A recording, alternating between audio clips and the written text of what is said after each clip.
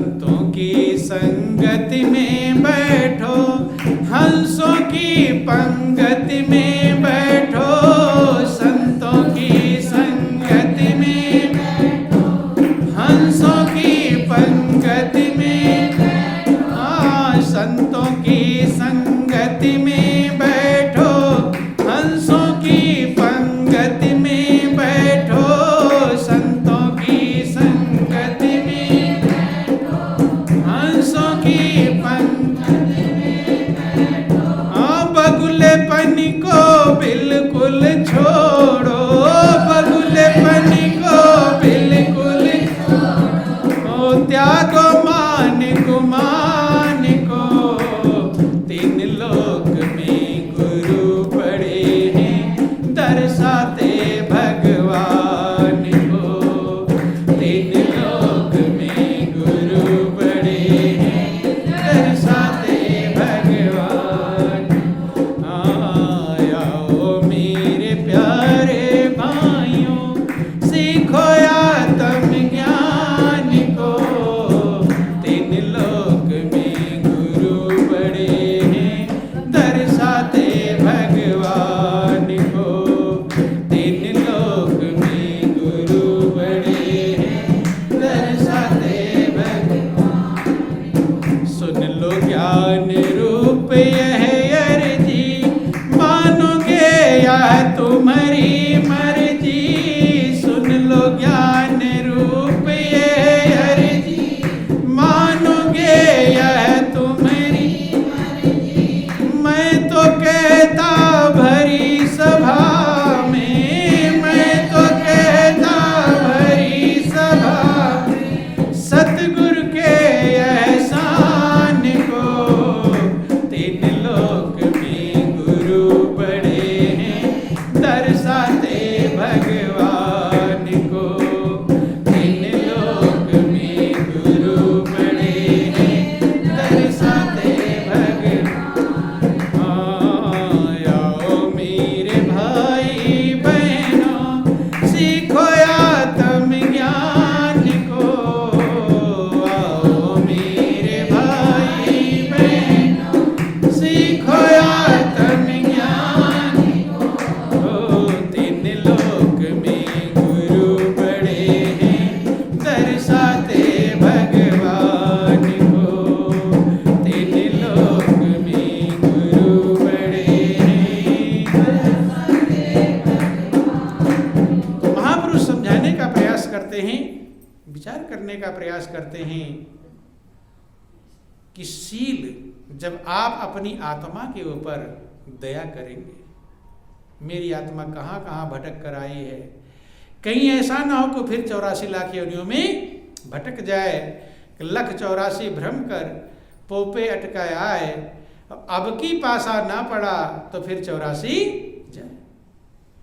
जो इसके ऊपर दया कर लेता है वो दयावान बन जाता है, और जो अपनी आत्मा के ऊपर दया कर पाता है, ऐसे सबकी आत्मा पर दया करना चाहता है, सबकी आत्मा को, क्योंकि सबसे बड़ा दुख यही है।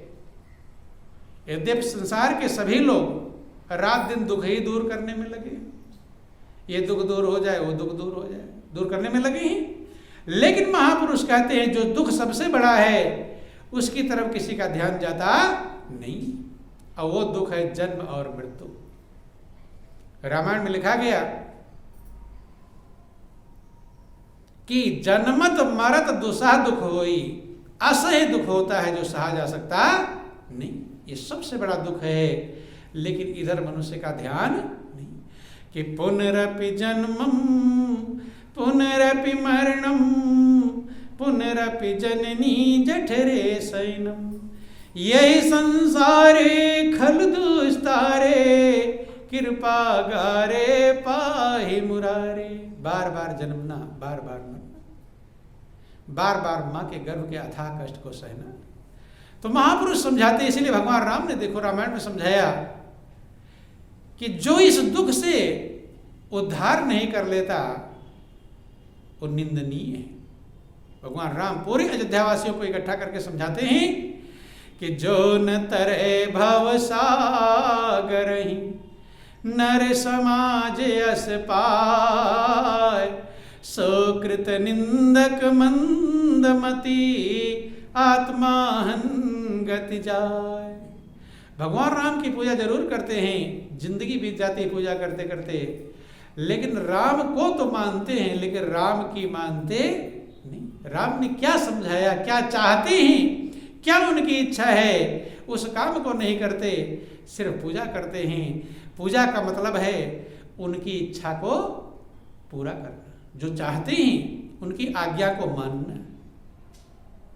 भगवान राम ने खुद कहा, सोई सेवक प्रियतम मम सोई, मम अनुशासन माने जोई। वही मेरा सेवक, वही मेरा भक्त है, वही मेरा प्रियतम है जो मेरी आज्ञा मानेगा। और आज्ञा क्या है कि जो न तरे भवसागर नर समाज अस पाए। मनुष्य के समाज को पाकर, मनुष्य के जीवन को पाकर जो भवसागर नहीं तर जाता, भगवान सो कृत, वो कृतघ्न है। क्या है वो? कृतघ्न। कृतघ्न माने किए गए उपकार को नहीं मानता, और कृतघ्न का कहीं भी निस्तार नहीं है। परमात्मा ने इतना बड़ा उपकार किया, 84 लाख योनि में से निकाला, मनुष्य का सुंदर चोला प्रदान किया, अकल दिया, बुद्धि दिया, सूरज चंद्रमा सितारे दिया, हवा अन्न पानी दिया, निरंतर आपके श्वास चला रहा है। कितनी कृपा किया गिनाया नहीं जा सकता, लेकिन इस कृपा को जो नहीं